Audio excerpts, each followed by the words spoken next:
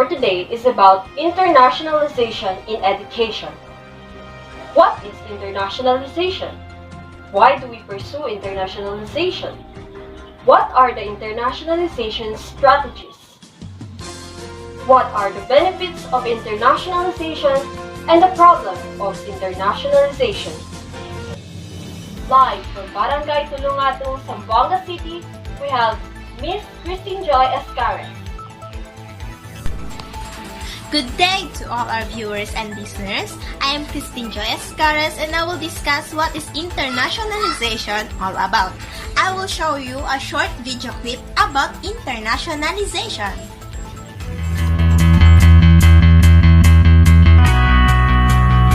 Do you know that globalization is affecting and influencing everything that we do?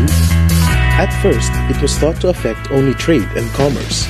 But now, it has changed higher education and demands the international visibility of universities and the mobility of its faculty, staff, and students. How does UPLB keep up with globalization? In 2014, UPLB pursued a vision mission that followed up on earlier initiatives aimed towards distinctive and world-class excellence.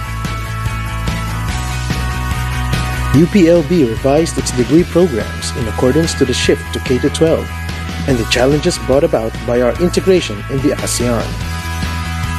It trained and sent faculty to take graduate studies and improved its facilities. UPLB responded to globalization by expanding internationalization, by applying for international certification of its degree programs, submitting itself to international institutional quality assessment, making degree programs multi- and interdisciplinary,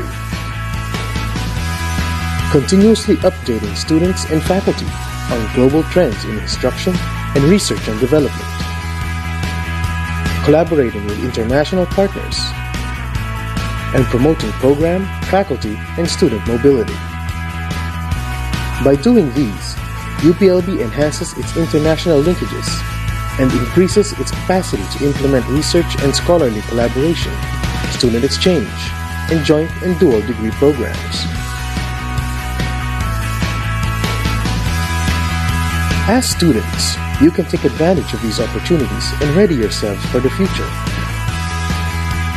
But for now, immerse yourselves fully in your studies and prepare to be on equal footing with your global counterparts.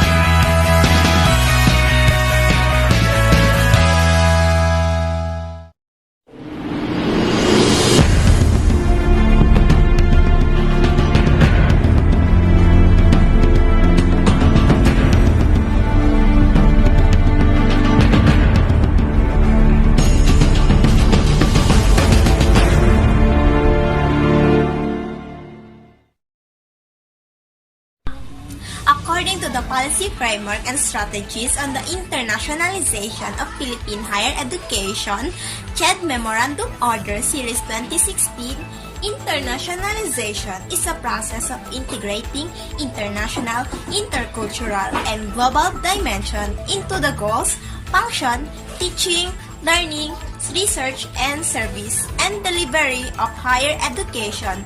It involves a process of interchange of higher education between nations, with partnership between nations, between national system of higher education, and between institutions of higher education. Okay, Ms. Escares, why do we need to pursue this internationalization? Thank you for asking, Miss Anja. We need to pursue internationalization. One reason is to enhance the quality of higher education institution. Second reason is to uphold the country's reputation as a center of higher education in identifying niches or programs of excellence. Third reason is to strengthen the country's role in an interconnected global community. Fourth reason is to develop Philippine higher education institutions as productive members of the international academic community, wherein we can able to produce 21st century competencies who are able to live and work in a diverse multicultural setting. And last reason is to foster closer cooperation and understanding between the Philippines and the rest of the world. We have two international strategies of internationalization, the cross-border education and the internationalizing curriculum. Can you elaborate more for our viewers? What is the importance of cross-border education and internationalizing curriculum? Sure, no problem, Miss Anja. But I will discuss first the cross-border education. It is the movement of people, knowledge, programs, providers, and curriculum across national or regional jurisdictional borders. It is also refers to dual and joint degree programs, branch, campuses, and virtual or online education.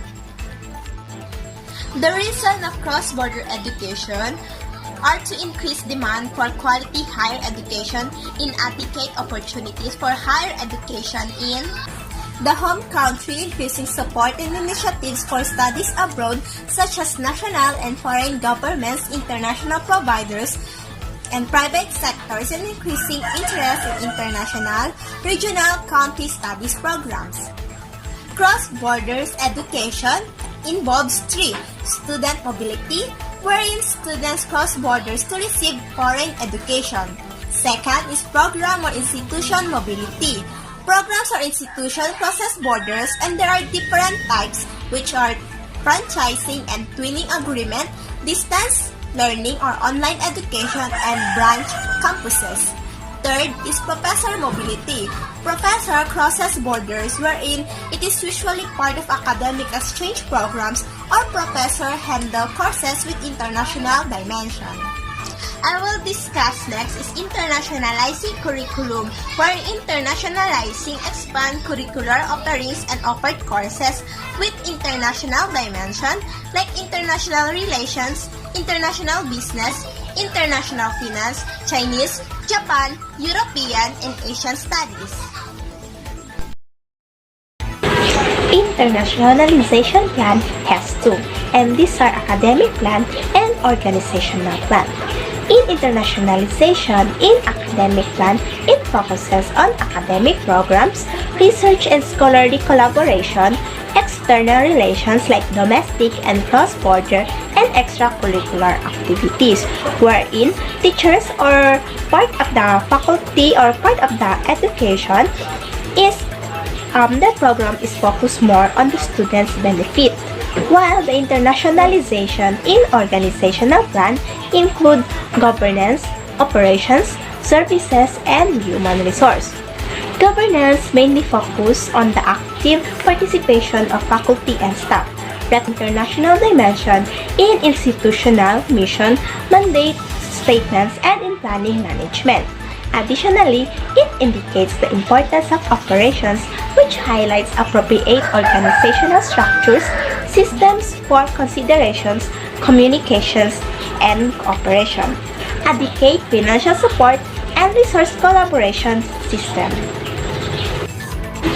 There are impacts of internationalizations, and these are economic impacts, social impacts, and academic impacts. Let's go to the economic impacts. Internationalization is associated with commodification and commercialization of post-secondary education, and it as Anglo-American traditional of higher education, wherein international competition for recruitment amongst post-secondary institutions to recruit foreign students from privileged countries in order to generate revenue, secure national and build international reputation. Many institutions are now recruiting foreign students, further beneficial for school and to build more building in their institution. And this kind of process is what we call as higher education.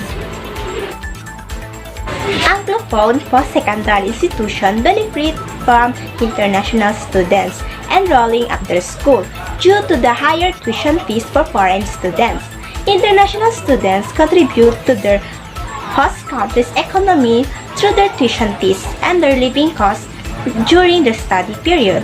Let's go to the social impacts of internationalization. The rise of internationalizations has meant students from countries with limited access to domestic higher education opportunities to be able to access and obtain their educational in a foreign country. Post-secondary institutions promote interactions between international and domestic students to develop their cultural fluency skills in preparation for a globalized future.